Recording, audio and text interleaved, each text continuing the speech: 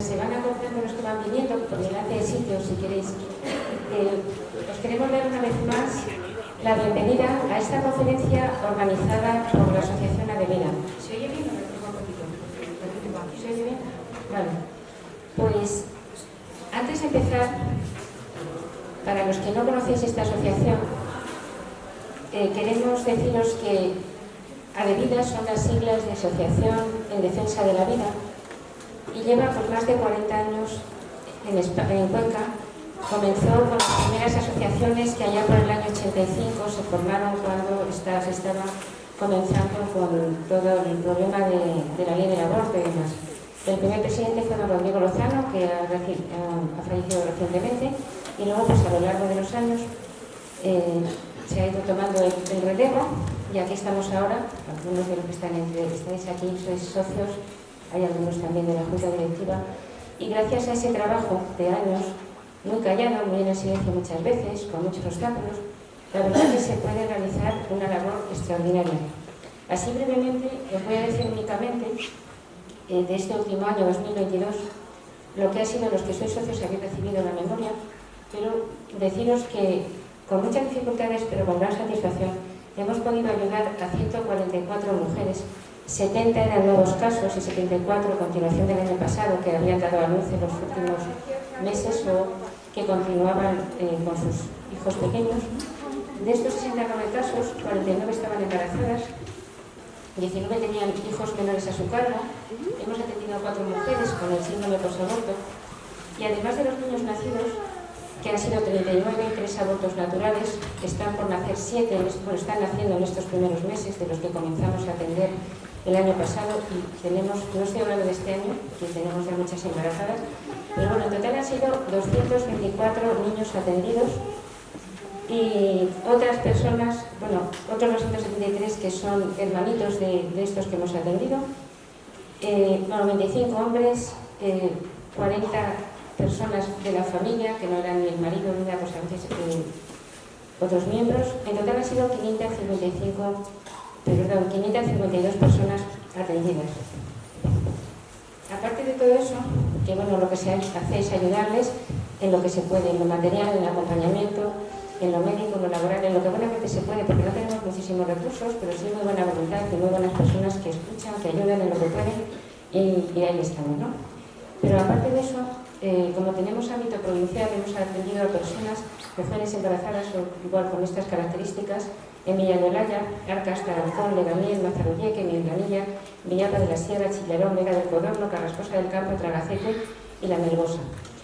Hemos repartido las 2 fases del banco de alimentos, que han sido varias toneladas. La ración media de cada familia está valorada aproximadamente en unos 60 euros, y la reciben por término medio cada 2 o 3 semanas, dependiendo un poquito del número de miembros y de las necesidades, ¿no? Después también realizamos de vez en cuando compras al por mayor de productos de droguería e higiene, y a veces se dan vales especiales pues, para carnicería, para algún suministro básico, esto de manera puntual. También entregamos ropa gratuita y calzado para los niños, para las familias, cunas, hamaquitas, pues eso, colchones, saco de cuna, paseo, todo lo que pueden necesitar, ¿no? Hemos tomado contacto con diversas entidades, farmacias, personal sanitario, educadores sociales de Cuenca Capital y Provincia, etc. También realizamos el reparto de esas tablillas que tienen ahí, que es un medio muy sencillo, pero que nos permite darnos a conocer. Hemos intervenido en algunos medios de comunicación. También hacemos cada 5 de julio una ofrenda floral en la escultura de embrión que está en el Amazonas. Allí cada 5 de julio llevamos un pequeño ramo de flores en recuerdo. Sabéis que es la fecha de aprobación de las 2 leyes de aborto del 85-2010. De la más reciente ha sido ahora, no ha sido en julio, pero lo hacemos siempre un poco en recuerdo a esos niños no nacidos, que por cierto, los últimos datos que tenemos en Cuenca han sido de casi 294 niños no nacidos en Cuenca. Por el aborto me estoy refiriendo, según los datos de 2021, que son los últimos que tenemos del Ministerio de Sanidad. Hemos participado también en los distintos congresos que a nivel nacional organiza la Federación Española de Asociaciones Pro Vida, porque nuestra asociación pertenece ahí, Pertenecemos también a la Asamblea por la Vida y la Orden de la Dignidad, a la Federación Europea Organizadas, es decir, tenemos coordinación con otras asociaciones a nivel de España, de Europa y también a nivel mundial con Health International, con el fin de también unir fuerzas y poder atender mejor a cada vida humana. Y bueno, no me entretengo más, hemos hecho alguna lista específica, proyectamos la película de Giga, que algunos de vosotros estuvisteis aquí, y en fin, quiero que sepáis que aparte de esa atención directa a mujeres embarazadas en dificultades, de tratar de salvar vidas literalmente y otras acompañarlas, ¿no? O ayudarles a curar esas heridas que deja el aborto, también se realiza esa labor de difusión de la cultura de la vida. Nos interesan todas las vidas y por eso ese es el motivo por el que hoy hemos elegido esta conferencia, que puede parecer que no es a lo mejor de los temas que solemos tratar, pero desgraciadamente es un tema necesario, es un tema que cada vez pues es más frecuente, y como nos interesan las vidas nacidas, las no nacidas y todas, si de alguna manera podemos ayudar, pues así lo queremos hacer. Antes de presentar a nuestra ponente, solo quiero que veáis un vídeo, que no dura casi nada, que es para anunciar la Marcha por la Vida que anualmente se realiza en España, en Madrid, y que va a ser el 12 de marzo, o sea, el domingo que viene.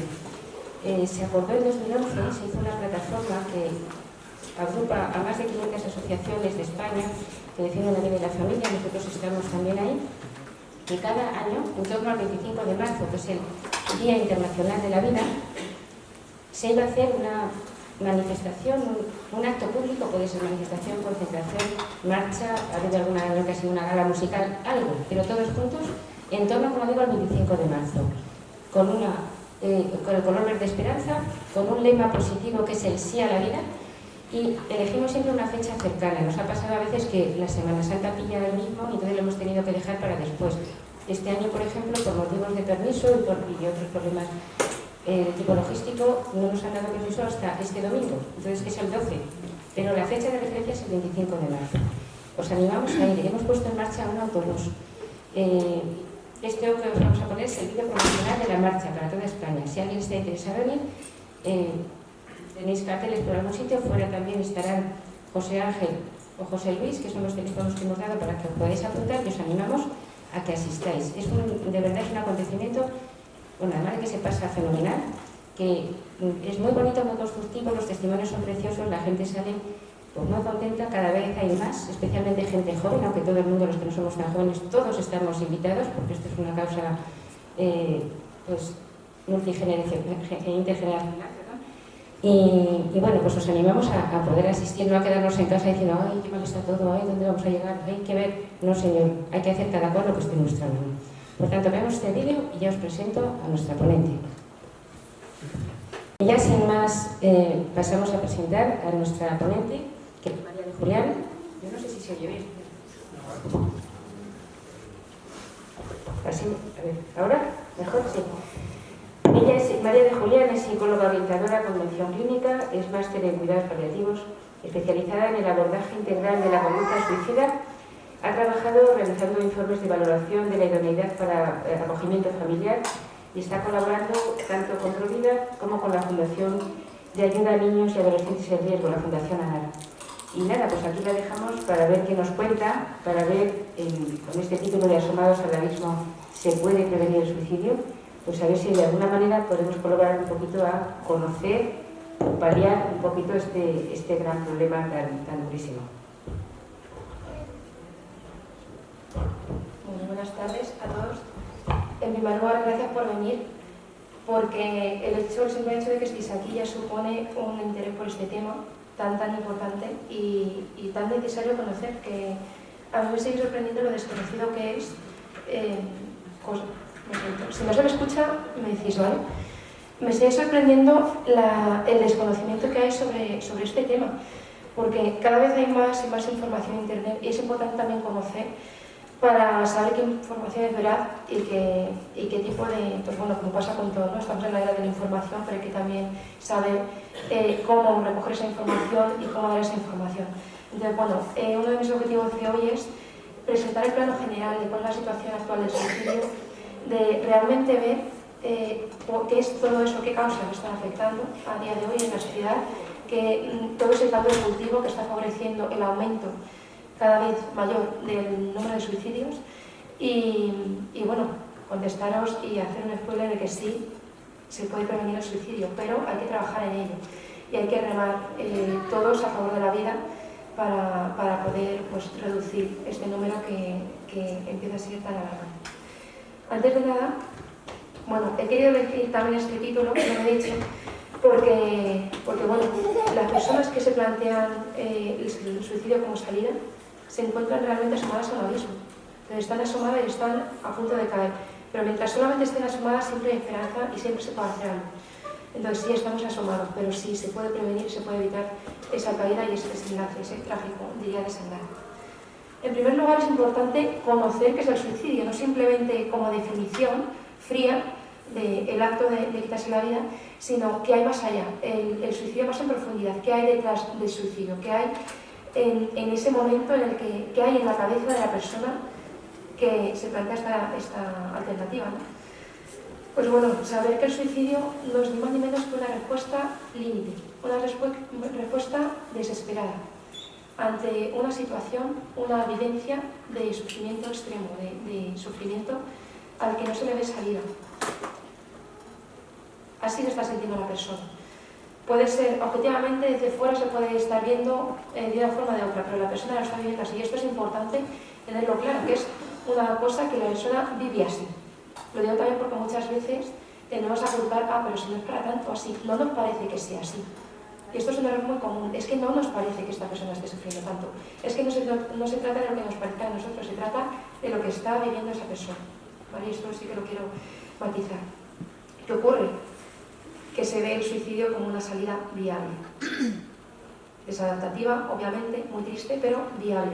No se está viendo otra alternativa, entonces se la plantea.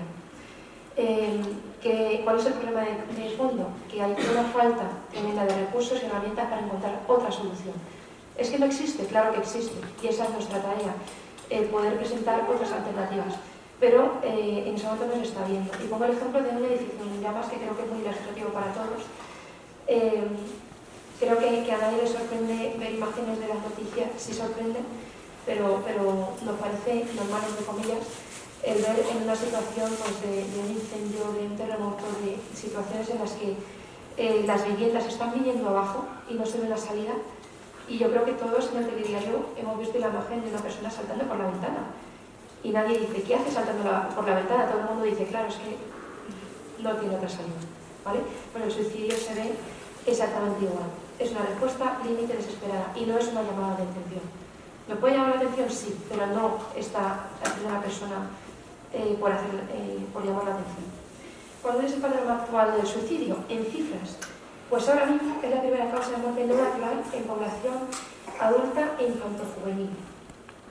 En personas nacidas, obviamente, porque ahí está el aborto también, con las cifras tremendas que tiene, pero el aborto estamos hablando de personas, de personas que no llegan a nacer. Aquí si hablamos ya de personas, de niños nacidos, niños, adolescentes, adultos, ahora mismo es la primera causa de muerte no natural en esta población, en personas sobre todo de los 15 a los 29 años. Cada día 11 personas se quitan la vida. Hace unos años eran 9, hace año y medio eran 10, ya estamos en esta cifra, 11 personas se quitan la vida. Y no solo eso, sino que la tasa de suicidios continúa ascendiendo. No es que tengamos estas cifras y ahí se queden, es que seguimos yendo para arriba. Además hay un mayor porcentaje de suicidios consumados en varones y sin embargo hay un mayor porcentaje de mujeres que lo intentan. Es decir, los hombres lo consiguen más, pero las mujeres lo intentan más veces. ¿Por qué? Porque los hombres pues, utilizan métodos que suelen ser más letales. Influyen muchas cosas, pero bueno, el caso es que estas son las estadísticas que tenemos. Simplemente no sé si se ven muy bien las cifras, pero bueno, simplemente que os quedéis con que en el último año del que tenemos datos, la cifra de suicidios son 4.003 en ese año. Aquí no estoy haciendo diferenciación por edades, ¿vale? Es la tasa general de suicidio, ¿vale? 4.003, que es un número, me parece, muy alto y muy preocupante. Y bueno, también hacer esta diferencia, por lo que comentaba, de que es mucho mayor la tasa en varones, para que os hagáis una idea, es 3 veces mayor el número de hombres que se quitan la vida que el de mujeres, 3 veces mayor. Para que lo podáis tener un poquito más gráfico, os quería también dejar esta gráfica que, como digo, pues es muy llamativa porque continúa yendo en ascenso. No obstante, y a pesar de todos los datos, que es importante conocer los datos obviamente para que nos paremos a pensar qué es lo que está fallando y por qué se está dando este aumento, pero quería hacer un inciso aquí y recordar que sí, 4.003 suicidios en un año es una cifra alarmante, que sigue aumentando es más alarmante aún. Pero es que si esta cifra fuera de 1, tendría que ser igual de alarmante, porque el valor de cada vida no se puede cuantificar, ¿vale? Es inmenso. Entonces, simplemente el que una persona se quite la vida, se plantee quitarse la vida, ya tendría que ser una señal de alarma para nosotros, es decir, ¿qué está pasando y por qué alguien se plantea esto? A pesar de todo esto, continuamos sin tener a día de hoy un plan nacional para la prevención del suicidio. Sí que existen a nivel de comunidades autónomas pequeños planes, protocolos, pues, obviamente al no existir a nivel de España un plan, pues cada comunidad se va buscando la vida, por así decirlo, ¿no? Se va haciendo sus pequeños protocolos en función también de ensayo-error, qué es lo que no está funcionando, qué es lo que estamos viendo, qué vemos a nivel clínico, y se van haciendo pues, sus pequeños planes. Pero es muy importante que consigamos tener este plan nacional, que ya están apareciendo pequeños pilotos, más que nada para que se unen esfuerzos entre profesionales, que no esté cada uno en su zona por su cuenta, que obviamente es importante, pero si esos esfuerzos se ponen en común, pues obviamente remar todos a la vez, remar todos en la misma dirección, pues siempre hace que vayamos más rápido y que todo sea más eficaz. Dicho esto, voy a hablar un poquito voy a pasar muy rápido por algunas de las cosas porque este tema es inmenso, daría para hablar días y días. Entonces, por muchas cosas voy a pasar un poquito rápido, pero espero, voy a intentar dejarlo 10-15 minutitos para dudas y luego, pues si tenéis alguna cosa, también podéis escribir si queréis al correo, preguntar sin problema, ¿vale? Y si no, por lo menos, yo quiero que os queden algunas pautas dadas para que, si os interesa más, podéis buscar más información y sepáis un poco pues, por dónde tirar, ¿no? En primer lugar, ¿qué afecta a la hora de tomar esta decisión cuando nos planteamos esto? Pues antes que nada la mochila que cada uno lleva y que todos llevamos, de una forma u otra. ¿Qué afecta en esto a la cultura, los valores, pensamientos, creencias que tenemos? Las experiencias, el desarrollo vital, que en cada persona va a ser completamente diferente. Los mitos, que están muy arraigados en la sociedad, mitos sobre el suicidio, pero que sin embargo no tienen ninguna base científica. Ahora más adelante voy a hablar de ellos. Como en todas estas cosas, siempre hay factores de riesgo y factores de protección. O sea, factores que van a fomentar que aparezcan estas ideas, que aparezca esta intencionalidad, y factores que van a proteger en contra de esta idea, o que van a proteger en el aspecto de que a lo mejor aparece, pero en el momento que aparece, digo, no, por aquí no. Entonces, bueno, ahora hablaré también de esa balanza, ¿no? de estos factores de riesgo y de protección. Pero menciono un poquito cada uno de ellos, sin detenerme demasiado, ya digo, son muchos, son innumerables, pero bueno, destaco un poco los más llamativos y los que quizá sean a veces más fáciles de detectar. En primer lugar, la historia de psicopatología familiar. Obviamente, como pues igual que ocurre en la genética, igual que ocurre con cualquier enfermedad. Si tú tienes una predisposición genética, pues tienes más papeletas. A lo mejor tienes más papeletas y sin embargo no acabas desarrollando esa enfermedad, desarrollando esa patología, pero ya de primeras tienes más papeletas, ¿no? Entonces, bueno, la historia de psicopatología familiar, si tienes antecedentes de enfermedades que están favoreciendo, pues esas ideas que están favoreciendo una actitud que tiende más pues a una actitud depresiva, a cosas que son también factores de riesgo, pues obviamente va a ser más fácil. Antecedentes familiares de suicidio, ahora lo entenderéis también porque influye esto cuando hable del efecto Mendel. Amigos o conocidos con comportamiento suicida que aprueban este comportamiento. ¿Por qué? Porque al final están presentando esa salida que hablaba al principio como viable, como algo positivo, como algo de, pues si este lo ha hecho, ¿por qué no lo voy a hacer yo? Si él ha encontrado esta salida, quizás sea una salida buena también para mí.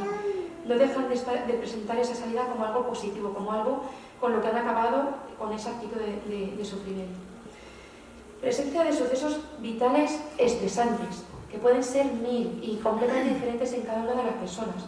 Dificultades económicas, interpersonales, problemas con la pareja, problemas en mi familia, problemas con mis amigos, en el ámbito laboral, el afrontamiento de una enfermedad que me transmiten de forma repentina, o no tan repentina, pero que de repente me supone pues una situación que no me espero, que no sé cómo afrontar. Como comentaba al principio, al final el problema es que hay una falta de recursos y de herramientas que no tenemos, no hemos desarrollado, entonces nos vemos ante una situación que no sabemos cómo afrontar.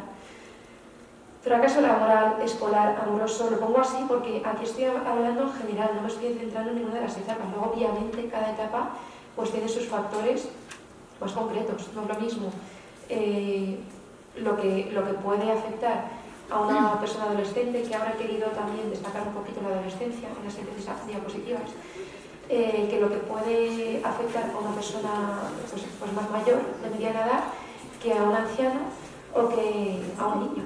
Los factores son diferentes, pero estos son factores un poquito menores. Abuso físico o sexual, por supuesto, conflictos familiares, pérdida de figuras significativas. Al final son situaciones que nos presentan la vida, que nos presentan las dificultades de la vida, que decimos, ¿y esto ahora qué hago con ello? Entonces, si no sabemos cómo afrontarlo, pues nos planteamos cosas que no siempre son únicas. También hay factores de protección, por supuesto. Tener una alta inteligencia emocional, el tener un buen manejo de mis emociones, saber gestionarlas, saber identificarlas en primer lugar, saber qué es lo que me está pasando, ponerle nombre a eso que me está pasando. Todo esto entra dentro de la inteligencia emocional. Yo le pongo nombre, lo identifico, ¿vale? Ya me ayuda a establecer ese camino, de saber por dónde ir.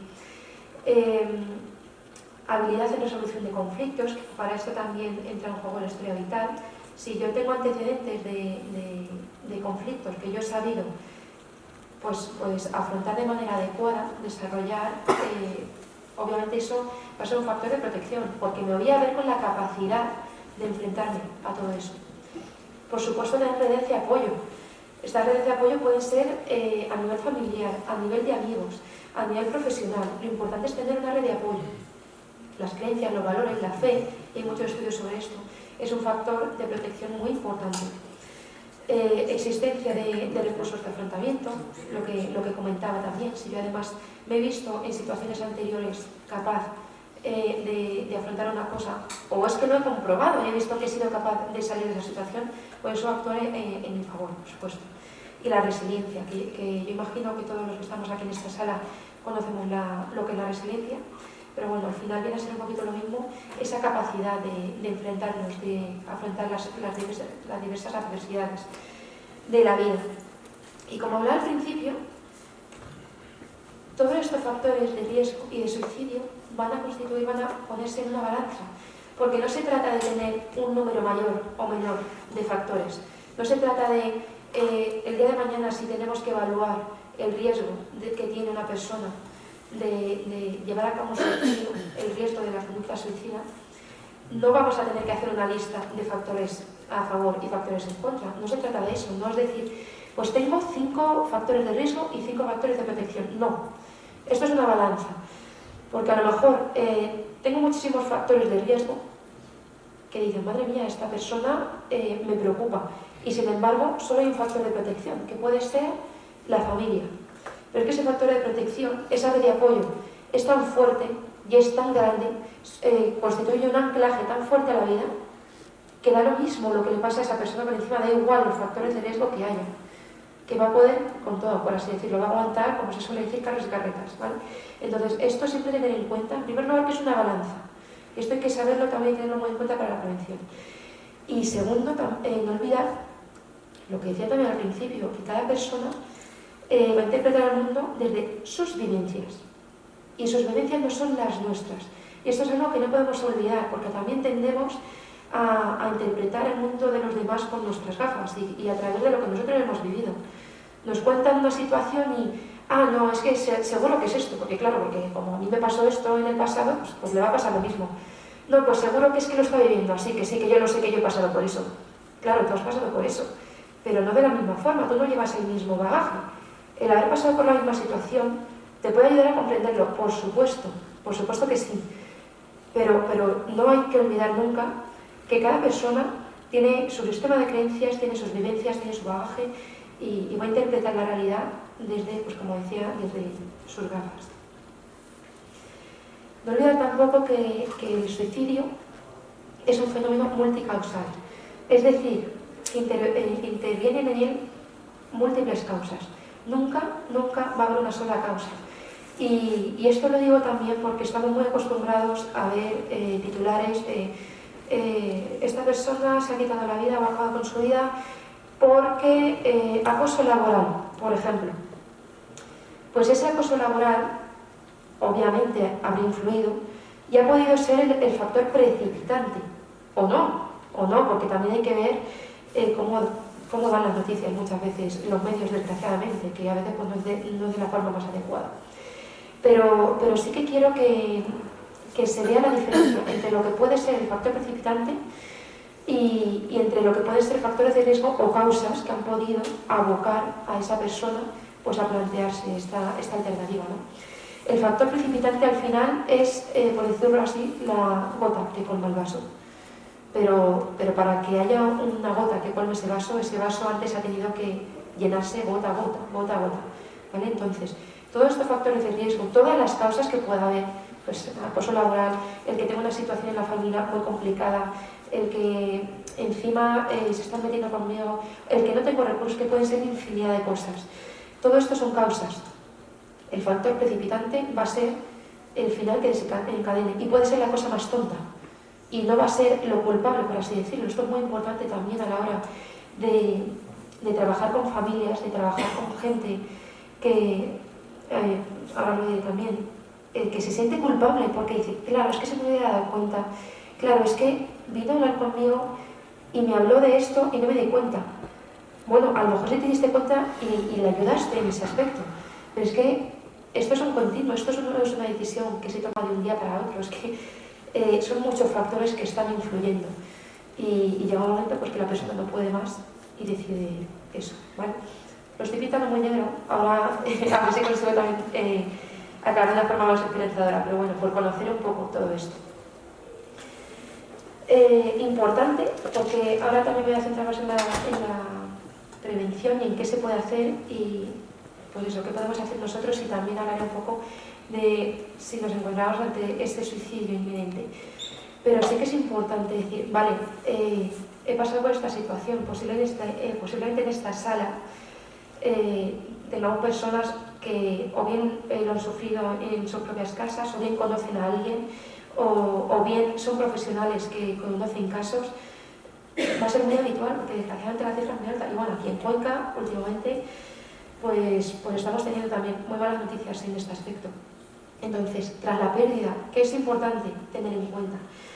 Pues en primer lugar que todas las personas allegadas van a pasar por una situación tremenda de duelo. Y dentro de ese duelo, por cada una de las 5 fases del duelo. Entonces sí que quiero por lo menos mencionar estas fases del duelo para que las conozcamos, quien no las conozca, para que os suenen, porque el conocerlas nos va a ayudar a identificarlas y nos va a poder ayudar a acompañar a cada una de esas personas. Y es necesario pasar por este duelo y transitar por ese dolor. Cuanto antes se pase, pues antes también podremos gestionarlo y acabar con él. ¿Por qué? Porque esto también lo relaciono con la inteligencia emocional que decía. Porque es natural y porque es bueno. Porque muchas veces hay una creencia de que la tristeza, todas las emociones negativas, por así decirlo, se ven como algo malo. Y no son malas, son necesarias. Todas las emociones, todas existen por algo. Y es porque nos ayudan. El problema es cuando nos estancamos en esa emoción, pero el problema es sea una emoción u otra. O sea, tan malo es estancarse en la tristeza como estancarse en la alegría eterna, una alegría mal entendida, una felicidad, no una felicidad, perdonadme, un estado continuo de euforia, por así decirlo. Entonces, todos los extremos son malos y el quedarse continuamente en una emoción siempre es malo. Entonces, esto sí que quería monetizarlo y quiero que se entienda, porque es bueno. Y una persona que pasa por esta situación tan terrible, que tiene que asumir una pérdida, tiene que pasar por este duelo y va a tener que transitar con muchas emociones que muchas veces no son cómodas y que muchas veces no nos gusta tener, pero es que hay que tenerlas y hay que aceptarlas para poder empezar a gestionarlas y trabajar con ellas. ¿Qué fases del duelo son estas? En primer lugar, la negación. No, esto no ha ocurrido, esto no me ha pasado a mí. En segundo lugar, la ira. Digo, ¿qué me ha pasado? Entonces me enfado con el mundo, me enfado con la situación, me enfado con quien tengo al lado, me enfado con quien considero culpable, conmigo mismo. Si me echo la culpa, me culpabilizo al colegio, al trabajo, a lo que sea. Es una fase del duelo que es normal. Negociación. Empiezo a decir, bueno, pero a lo mejor esto no es así, a lo mejor, bueno, se negocia a veces mucho con Dios.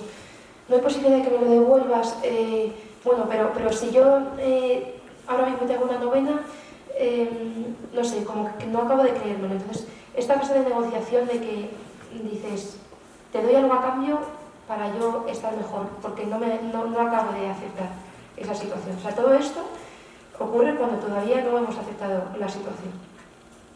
Después entramos en la fase de depresión, que no es la depresión como enfermedad, es la depresión como síntoma, un síntoma del duelo, de que estamos en esa fase y bueno, es transitorio y hay que pasar por ella también, ¿vale? Depresión pues caracterizada por una profunda tristeza, caracterizada por ese dolor, por ese llanto, por tantas cosas, ansiedad muchas veces, que también es síntoma de depresión. Y finalmente llegamos a la aceptación.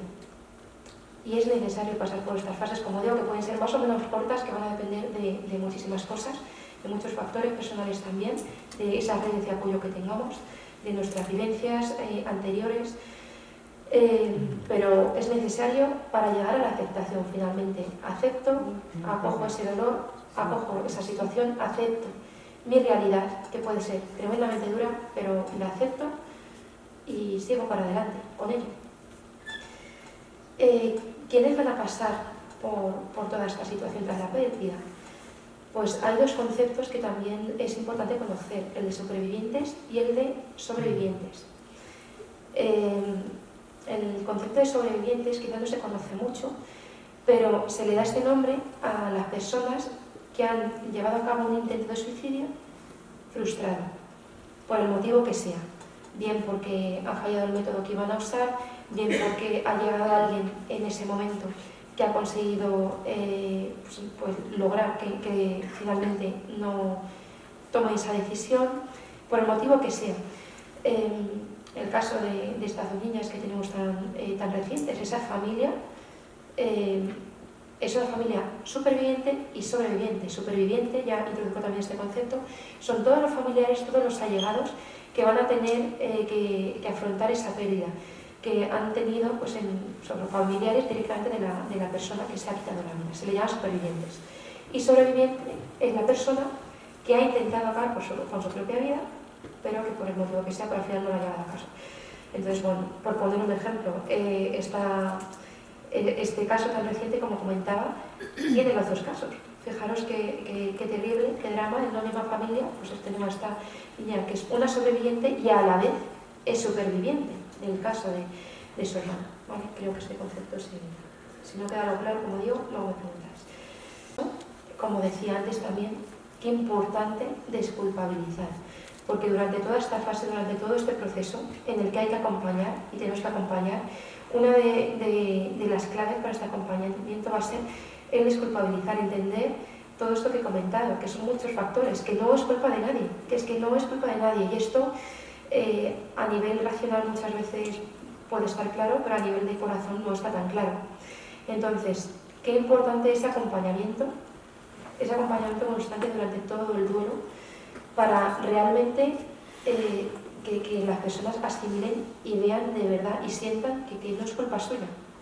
Y que, ¿cuándo podemos hacer cosas? Ahora, y por eso es tan importante que estemos aquí formándonos, por eso es tan importante el tener conocimiento de qué está pasando para poder identificar las fases previas y para poder ayudar a todas las personas que tenemos a nuestro lado en nuestro día a día, con comportamientos muy sencillos. Pero el hecho de que alguien decida quitarse la vida nunca va a ser culpa de otra persona, ¿vale? No es culpabilizar, muy, muy importante. Es imprescindible, ya me centro un poquito en la prevención, como hablaba, ¿se puede prevenir? Sí, claro que sí, pero para prevenirlo es imprescindible tener formación y capacitación. Ahora voy a desarrollar cada uno de estos puntos un poquito. Pero en primer lugar, para esta formación, ¿qué es necesario? Luchar contra el estigma del suicidio, desmitificar, voy a hablar de los mitos también, saber detectar, es necesario todo lo anterior para poder detectarlo, ser capaces de acompañar, ya he hablado también de esto, y en este acompañamiento es necesario que seamos capaces de humanizar el dolor ante el sufrimiento ajeno, que estamos perdiendo la capacidad de humanizar este dolor, lo estamos volviendo cada vez más fríos, lo estamos volviendo más distantes, más superficiales. Estamos en una sociedad de todo con prisas, todo rápido. Nos cuesta pararnos y dedicar tiempo al de al lado. Vamos todo el rato mirando el reloj con prisas. Hay que a veces parar y dedicarle tiempo al otro, escuchar, valorar. Todo esto es muy importante y es clave. Entonces, ser capaces de acompañar, pero en nuestro día a día, no solamente cuando vemos que el riesgo es inminente, cuando vemos ya la crisis. Hacerlo día a día, porque el hacerlo día a día es lo que nos va a ayudar a prevenir. Como decía, qué importante tener herramientas, proporcionar y potenciar esas herramientas que tiene cada persona, que todo el mundo tiene su caja de herramientas, mayor o menor, pero todo el mundo tiene su pequeña caja de herramientas. Entonces, es muy bueno conocer qué es lo bueno que tiene esa persona, qué herramientas tiene y trabajar con ellas. Cada uno obviamente desde su ámbito, no todo lo vamos a poder hacer y hay cosas que quizá se realicen más en el ámbito más profesional, pero bueno, que los profesores del colegio a lo mejor, o si son mentores, o si tiene algún alumno tutorizado, o cada uno en casa, con nuestros hijos, con nuestros hermanos, son cosas que podemos hacer obviamente con enfoques diferentes dependiendo del ámbito en el que estemos, pero son cosas que cada uno podemos hacer de forma muy, muy pequeñita. Y trabajar, como decía antes, la inteligencia emocional, que ya lo he explicado un poquito. Explico cada una de estas cosas. ¿A qué me refiero cuando hablo de desestigmatizar? Pues a que a día de hoy el suicidio continúa constituyendo un tema tabú, porque hay mucha estigmatización, porque pensamos que se suicidan solamente las personas que tienen un trastorno mental, y no es así. El suicidio obviamente es un problema de salud mental, pero también un problema social. Y el que sea un problema de salud mental y que sea necesario intervenir también desde el ámbito de la salud mental no significa que sea simplemente tema de patología, por así decirlo, para que se entienda bien. De hecho, es uno de los mitos también el pensar esto. Dicen, no es una cosa que me invento yo, hay innumerables psicólogos, psiquiatras, profesionales de la salud que están diciendo esto, que lo ven cada día en sus consultas, que es simplemente el 50% las personas que se quitan la vida que tenían un trastorno mental previo. Pilar Sainz, por poner algún ejemplo, que es una de las catedráticas en psiquiatría, dice que hay muchas personas que se encuentran mentalmente sanas y sin embargo presentan riesgo de suicidio. Se encuentran mentalmente sanas. Para tener un trastorno suicida no es necesario tener una enfermedad mental. Esto es importante, si algo no se entiende después, puedo matizarlo. Dice también Luis Fernando López, que es compañero psicólogo, lleva también el proyecto ISNIS, que es un proyecto también muy enfocado a toda la prevención del suicidio y además es el coordinador de la sección Hablemos del Suicidio del Colegio Oficial de Psicólogos. Y este psicólogo dice, no todas las personas que sufren de trastornos mentales van a intentar suicidarse. Y no todas las personas que intentan suicidarse tienen trastornos mentales. ¿A qué se refiere con esto? A que, obviamente, como contaba al principio, es un factor de riesgo más. Pero puede influir o no puede influir. Obviamente, bueno, puede influir, pero puede acabar siendo factor principalmente o no. Simplemente es una cosa de las tantas otras que pueden afectar, pero no es la cosa que afecta, ¿vale? Decía también, por leer uno más, el doctor Pere Bonet también, que es otro de los referentes en psiquiatría que trabaja en Cataluña, dice: nadie está exento de tener ideas suicidas. Cualquier persona en un momento determinado de su vida puede tener ese tipo de ideación en casos de sufrimiento extremo, y esta es la clave, que son casos de sufrimiento extremo, aunque sea de una forma pasiva. Entender esto puede favorecer que la persona se sienta más cómoda para comunicar lo que le sufre y conseguir hacerle ver que es una sensación reversible. Qué importante esto, que es reversible. Y esto es una de las cosas que vamos a tener que transmitir si el día de mañana nos encontramos con una persona que está manifestando su intención de quitarse la vida. Que el suicidio es una solución definitiva ante una serie de problemas que son temporales, aunque en ese momento no veamos la temporalidad de esos problemas, pero son cosas que antes o después van a tener una solución. Sin embargo, si tomamos la decisión de quitarnos la vida, ya no hay vuelta atrás. El suicidio es una solución irreversible ante problemas que muchas veces son transitorios. El sufrimiento es intrínseco en la especie humana y a menudo acompaña un proceso adaptativo a una situación, pero no es eterno ni siempre es patológico. Poder expresarlo y pedir ayuda es el primer paso para resolverlo. Pues bueno, creo que lo dice muy claro el doctor Peregonet. Entonces, esto, volver a recordar que no hay que confundir el factor de riesgo, lo que son los factores de riesgo, con factores explicativos. Entro en algunos de los mitos que hay alrededor del suicidio y que, por supuesto, dificultan la prevención, porque son, como decía antes, ideas muy arraigadas que entorpecen ese trabajo que podemos hacer pues con todas estas personas, ¿no? Primer mito: el suicidio no se puede prevenir. Obviamente estamos hablando de todo lo contrario, no tendría sentido la formación, todo el trabajo que se hace, todos los protocolos, esta charla, en primer lugar, si no pensáramos, no estuviéramos convencidos y no hubiéramos visto ya que gracias a Dios el suicidio se puede prevenir. Y hay mucho por hacer. El suicidio es impulsivo y la mayoría de los suicidas no avisan. No es impulsivo, obviamente, el que una persona sea impulsiva, el que uno de los rasgos de personalidad de la persona sea la impulsividad, pues puede ser un factor de riesgo a la hora de cometer un suicidio, porque si lo piensa, pues va a ser más impulsiva, va a demorar menos esa decisión. Pero una cosa es la impulsividad como rasgo de la persona y otra es que el suicidio por sí, lo que es la decisión del suicidio, es impulsivo. No. Ahora os voy a poner una imagen en la que se ve cómo el suicidio pues es como una escalera, ¿no? Tiene unos pasos previos, no es de la noche a la mañana. Entonces no es impulsivo y la mayoría de los suicidas precisamente lo que hacen es avisar y dar muchas señales. La persona que expresa el deseo de acabar con su vida no lo hace, al revés. Si escucháis a alguna persona que hace algún comentario referente a acabar con su vida, por favor, tomadlo en serio. Hay mucha probabilidad de que piensen hacerlo. Y aunque finalmente no lo hiciera, hay que ver qué hay detrás y por qué está verbalizando eso. Quien se quiere suicidar no lo dice.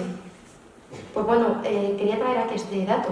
De cada 10 personas que se suicidan, y estos son datos también que se han visto en consulta, entre 7 y 9 lo han comunicado, es decir, más de la mitad. Entre 7 y 9.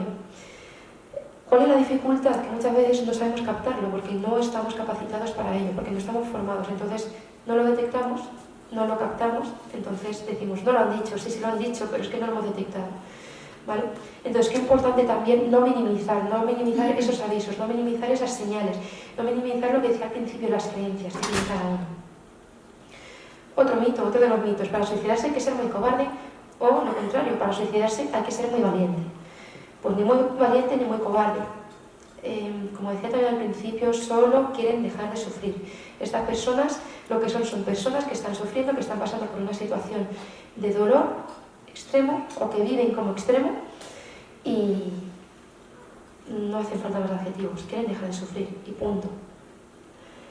Otro de los mitos: la persona que piensa en suicidarse quiere morir y está muy segura de ello. Pues esto es un poco a colación de lo que decía también. Por supuesto que no quieren morir, quieren vivir. Lo que pasa es que no se ven capaces de vivir así. No saben cómo continuar viviendo de la forma que lo están haciendo.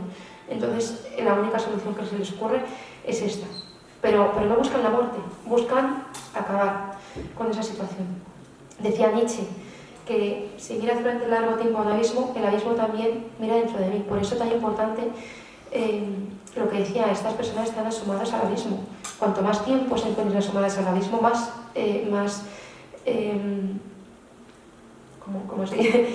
fácil va a ser que acaben cayendo, ¿vale?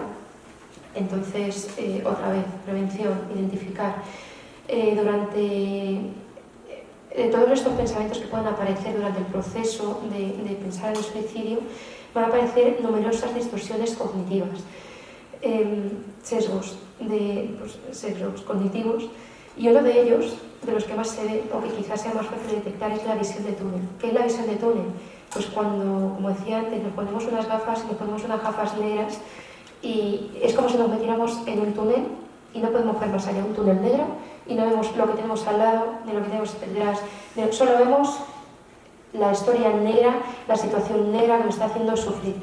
Entonces va a ser muy importante romper con esas distorsiones, y eso va a ser, pues va a llevar su tiempo. Entonces también es importante adaptarnos a los tiempos de la persona y huir de ese positivismo malentendido muchas veces de no, si tú puedes con todo, si tú eres, pues que esa persona realmente a lo mejor puede, evidentemente puede con esa situación, pero en ese momento no lo está bien. Entonces es muy importante tener mucho cuidado con los mensajes que transmitimos o con cómo transmitimos esos mensajes, porque el mensaje que le podemos estar transmitiendo a esa persona es que no le estamos entendiendo.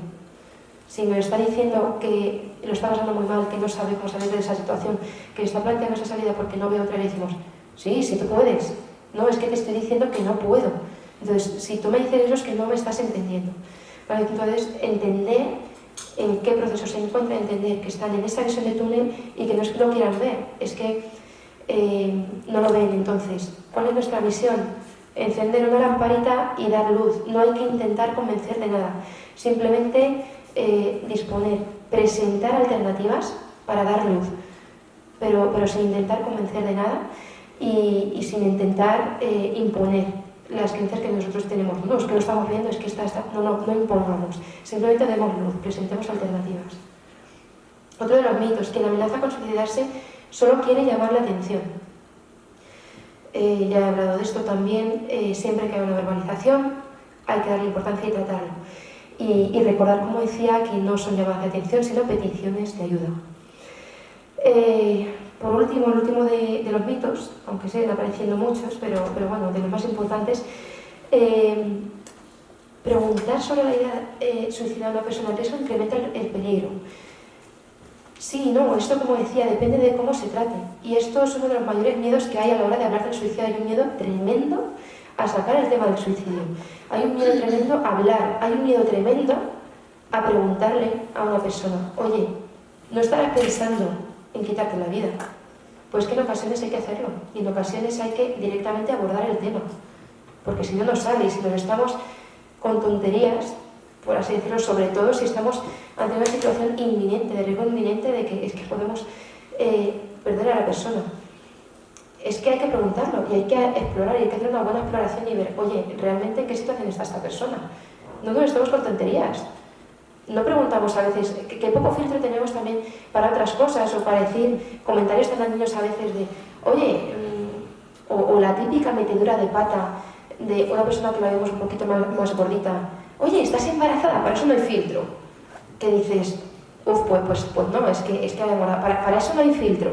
Y sin embargo, para otras personas nos ponemos un filtro que no tenemos que poner. Entonces, qué importante, tenemos una sospecha real, pues aborda el tema. Obviamente con delicadeza, con tacto, hay que saber hacerlo. Pero una cosa es saber hacerlo y otra es no hacerlo, es que es muy diferente. Entonces, para saber hacerlo, no nos vemos preparados, hay que formarse. Pero que no tengamos ese miedo a directamente preguntar y a directamente abordar el tema, ¿vale? Aquí quería hablar del efecto Werther y del efecto Papageno. Es muy conocido el efecto Werther, a lo mejor no le ponéis nombre, a lo mejor sí, pero es lo que se conoce y es lo que provoca este miedo inmenso que hay a abordar el tema. ¿De qué viene el nombre de efecto Werther? De las desventuras del joven Werther, precisamente, un libro de Goethe, una novela de Goethe que se publicó hace bastantes años, 74 me parece, que hablaba, bueno, el protagonista pues acababa suicidándose. ¿Y cuál era el problema de esta novela? Que presentaba el suicidio pues, de una forma, diríamos, romántica, una alternativa viable, de una forma positiva. ¿Qué provocó la publicación de esta novela? Una oleada tremenda de suicidios en Estados Unidos, que provocó también un miedo terrible a tratar este tema y hablar sobre ello. ¿El problema fue hablar del suicidio o presentar un caso de suicidio? No, el problema fue cómo se abordó. El problema es que si estamos presentando el suicidio como una alternativa buena, pues al final el hombre es un ser social y el hombre tiende a imitar conductas muchas veces, lo que dice la teoría de Bandura. Nosotros vemos una conducta que consideramos como favorable, vamos a tender a imitarla. ¿Cuál va a ser la clave? El que la consideremos o no favorable. Obviamente, si pensamos que no va a repercutir en nada bueno, no la vamos a imitar, no la vamos a adoptar. Pero si pensamos, es que esto lo veo como una salida, pues la vamos a imitar. Entonces, ¿qué es lo importante?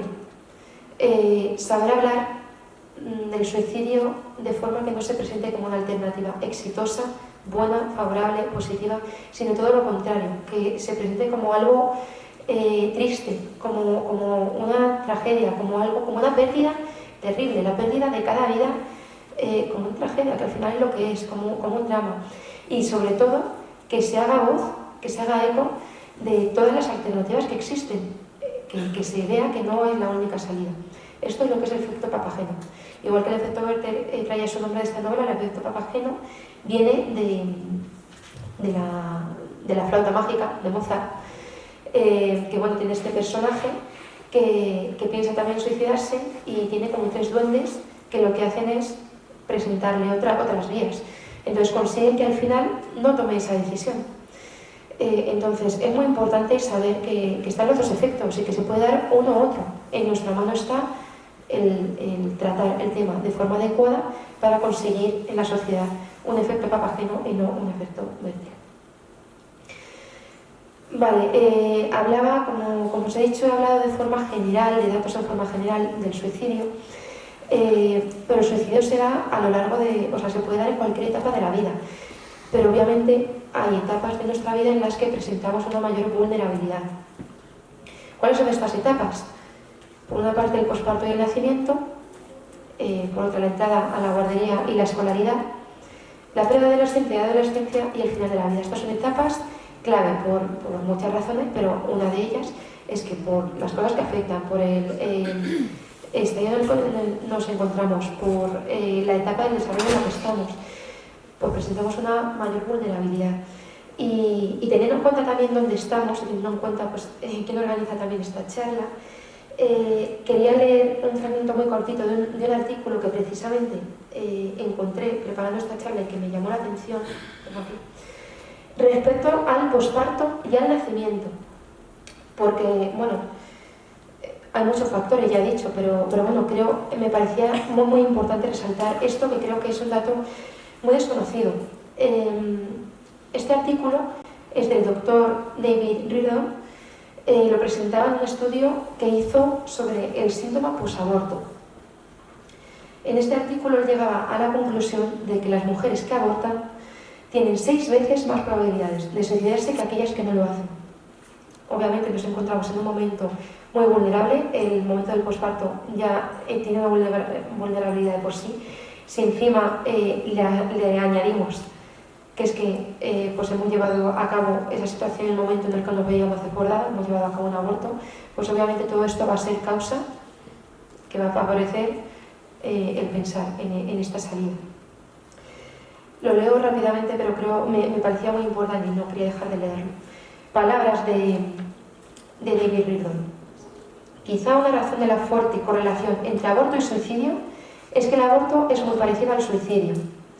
La persona que amenaza con suicidarse está pidiendo ayuda a gritos. Igualmente las mujeres que piensan en abortar. Ambas están desesperadas. Ambas se sienten solas. Ambas se sienten abrumadas por las circunstancias.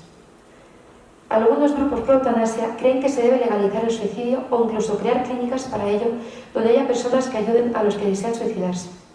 Si se hiciera, habría cada vez más personas que querrían ejercer su derecho a morir, con la promesa de una solución rápida, fácil y sin dolor a sus problemas.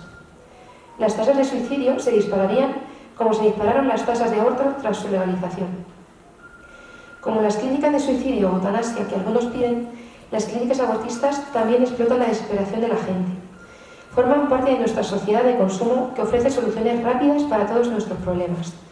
Aparentan ser lugares de compasión, pero en realidad son enormes negocios a costa de gente sola, asustada y confusa, que se sienten no deseados por la sociedad. En lugar de vida, ofrecen la compasión de la muerte. Es una falsa compasión que solo quiere evitarse el problema de ayudar al otro a resolver sus problemas.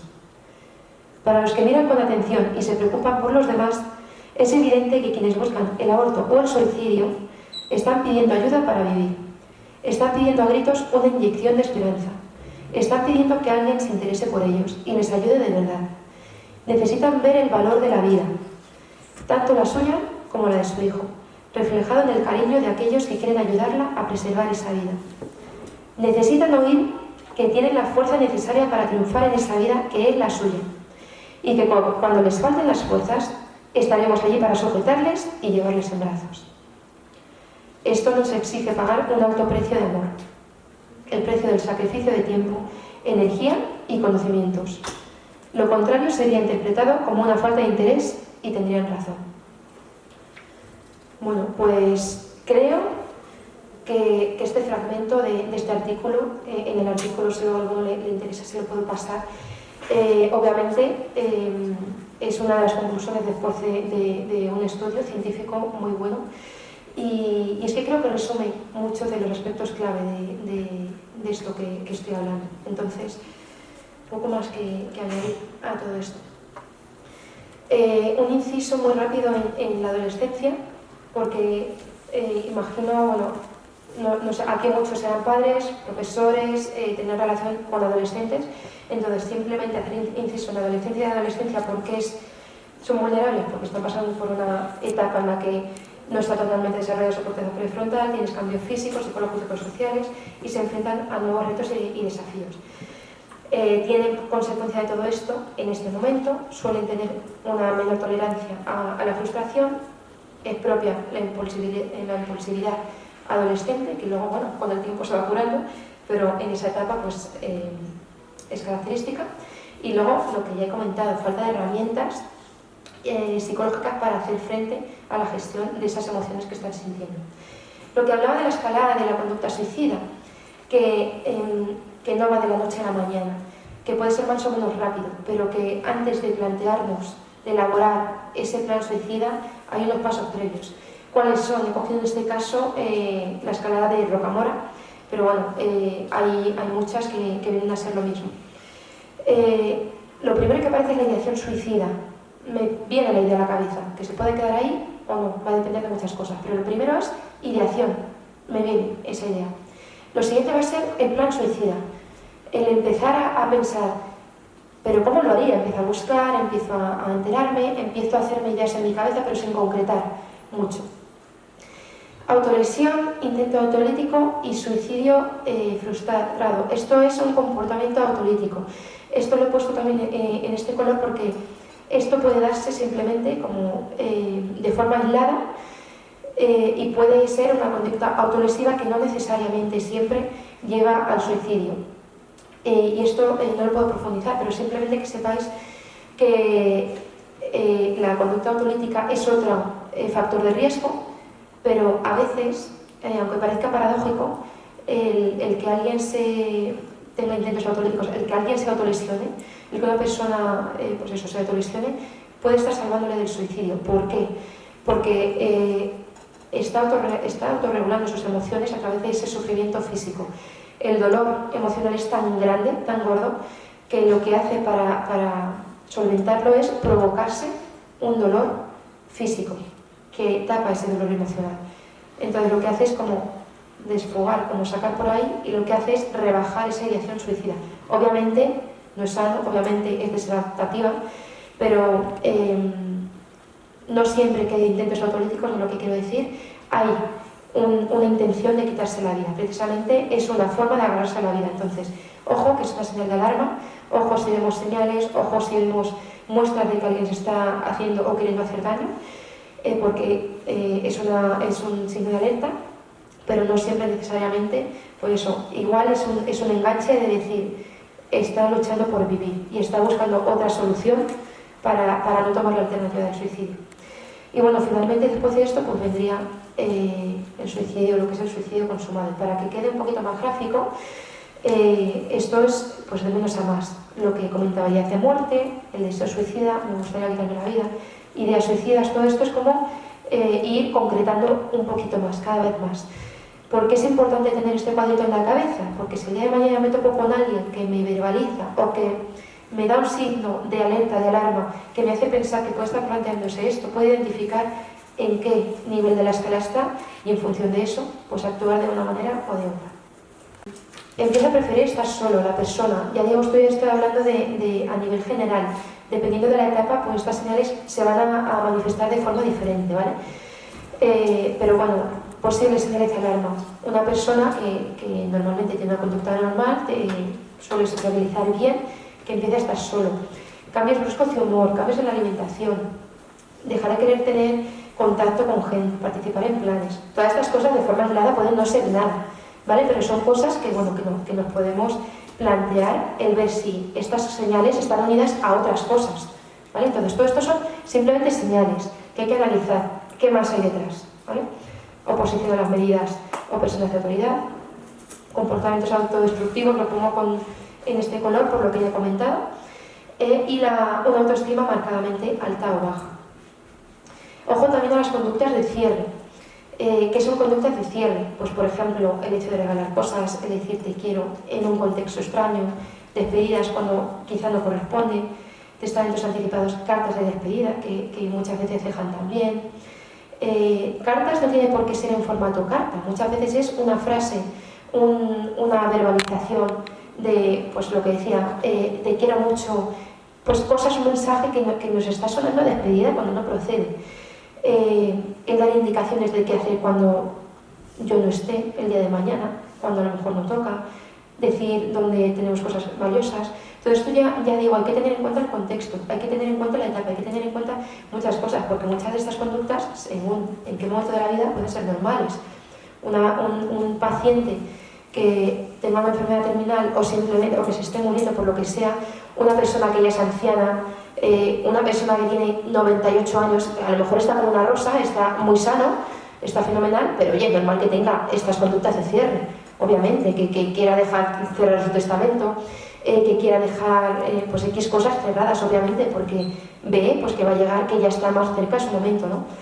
La cosa es, ¿cuándo no procede esto?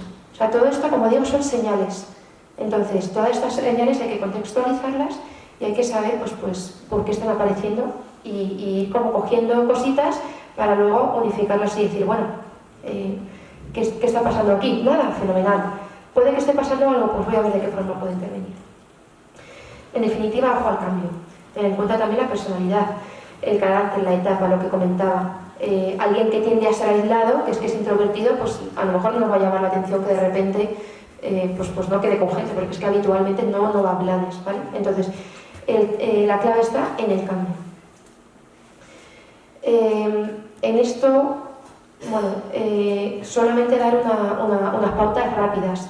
Habrá que profundizar mucho y no pretendo que de aquí sepáis experto, pero sí que tengáis nociones de simplemente si nos encontramos con la situación de que, no crea que no, pero resulta que vamos por la calle y nos encontramos a una persona que es que estamos viendo, que es que se va a tirar, o que acaba de ingerir un montón de pastillas, o que por lo que sea, que estamos viendo claramente que es que va a atentar en ese momento con su vida. Primero, importante, tratar de tener una aproximación consentida.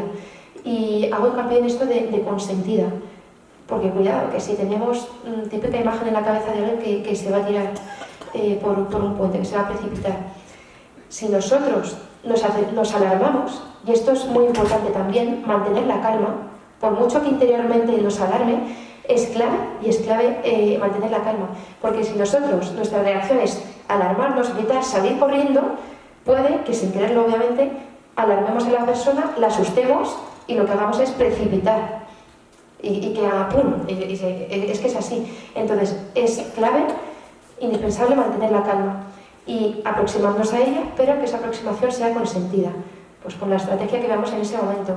Si fuma, oye, fuma tal, oye, esto, con lo que sea, hay 1000 ejemplos que ahora no puedo pararme a poner, pero intentar esa aproximación consentida, que es muy fácil, que muchas veces saludamos, vemos un famoso por la calle y nos acercamos sin ningún problema, ¿no?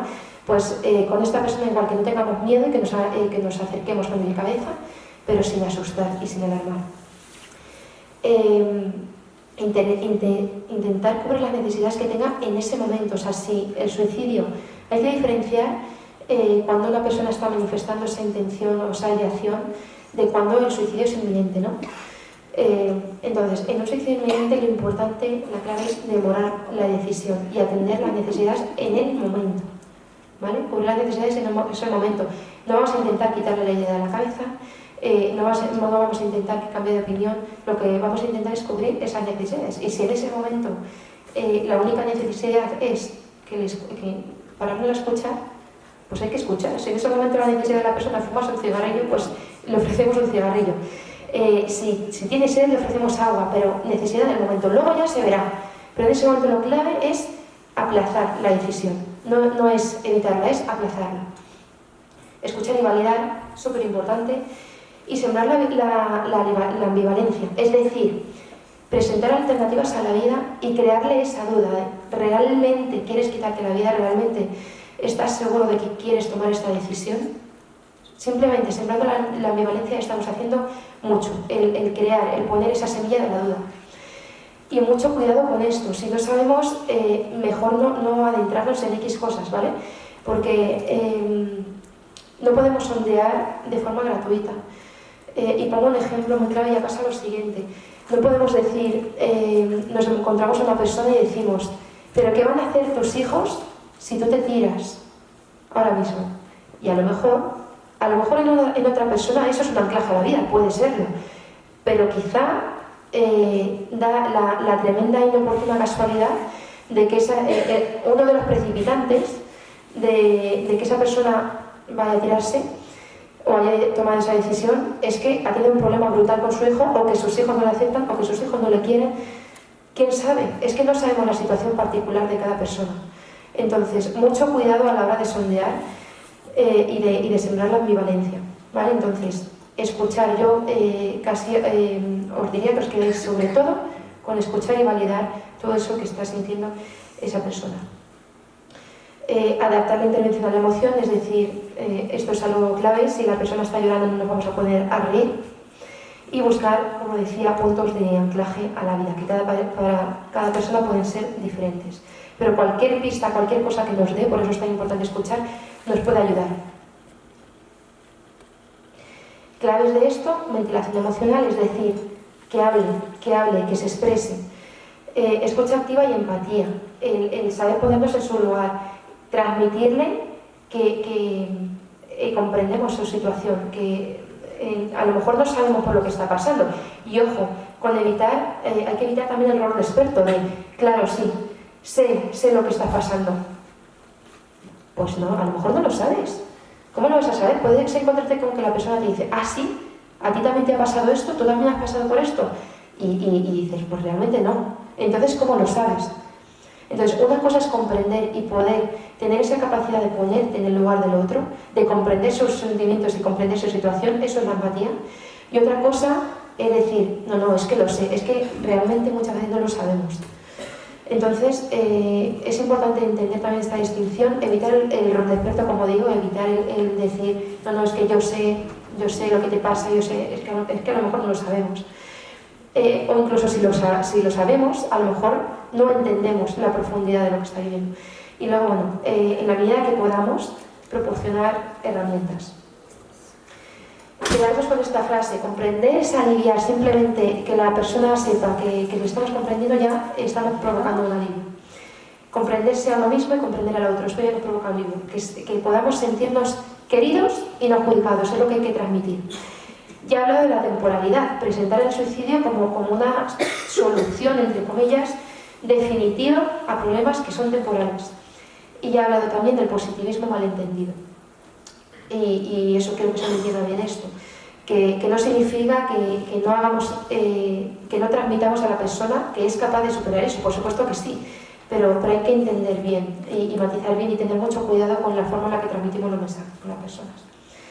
Y quiero acabar con un vídeo que dura un minutito, que sé que me estoy alargando mucho, pero bueno, un vídeo que publicó la Comunidad de Madrid en una de las campañas que llevó a cabo de prevención del suicidio, para que tengamos en cuenta la importancia de los detalles y que sepamos que cada detalle cuenta, y que aunque nos sintamos muchas veces que no estamos lo suficientemente formados en este ámbito, que sin darnos cuenta con pequeños detalles podemos estar proporcionando esos anclajes a la vida de los que hablábamos, y que podemos estar siendo pues un ángel para la persona que tenemos al lado. Cuando dejo el vídeo, espero que me escuche bien.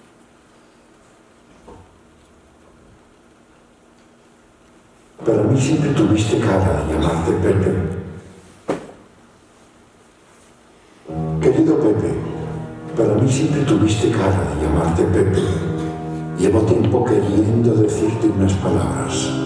Cada día de los casi 40 años que han pasado desde aquella vez que nos cruzamos. Y tiene gracia, porque si nos viésemos ahora no te reconocería. Un vagón de metro llegando a la próxima estación. No puedo recordar dónde iba, pero sí la idea que estaba fija en mi mente: quitarme la vida y acabar con todo. Y ahí estabas tú, en aquel vagón mirando de reojo el libro que sostenía entre mis manos. Y no sé muy bien por qué me recomendaste otro libro de aquel autor. Decidí comprarlo.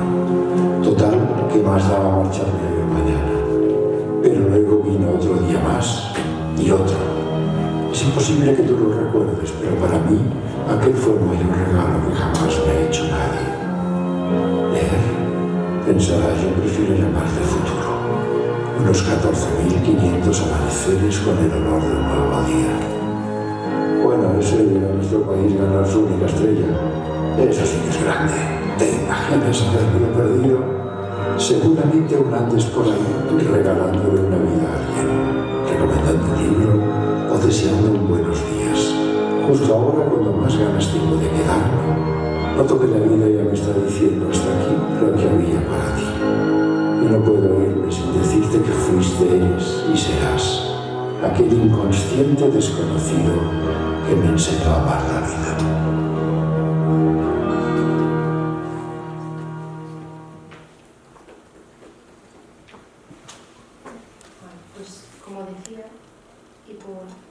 Ir cerrando un poquito ya, que sé que me he alargado más de la cuenta y lo siento, y gracias por lo que habéis aguantado, pero quedarnos con esto, que cualquiera de nosotros podemos ser agentes de cambio, cualquiera de nosotros podemos ser, como dice el vídeo, aquel inconsciente desconocido, que enseñemos a amar la vida al que tenemos al lado, y no intentar hacer milagros, por así decirlo, no intentar cambiar el mundo en un solo día, simplemente pues bueno, ser amable con el de al lado.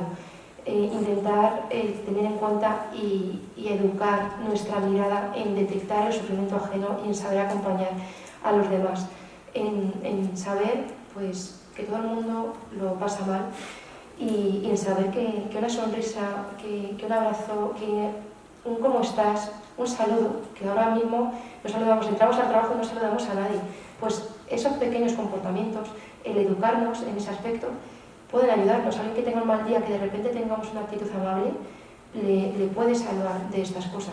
Y saber, como decía, aplazar la decisión, aplazarla. Este hombre decía, ¿qué más da un día más? Bueno, pues si me voy a quitar la vida, ¿qué más da hoy que mañana, no?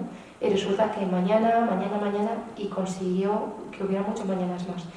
Entonces, bueno, no intentar hacer, pretender, pues eso, en un solo día hacer lo que no se puede, que cada persona también tiene sus tiempos, pero tener en cuenta cada detalle.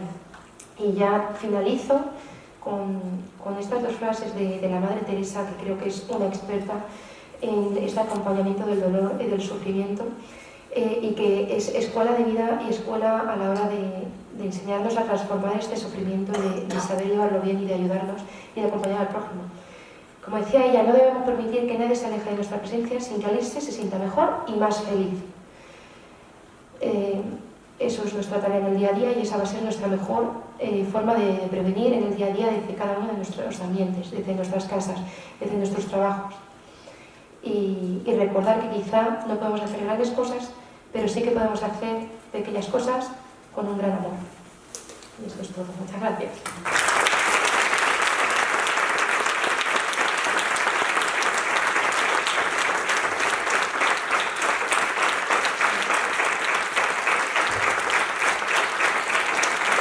No sé si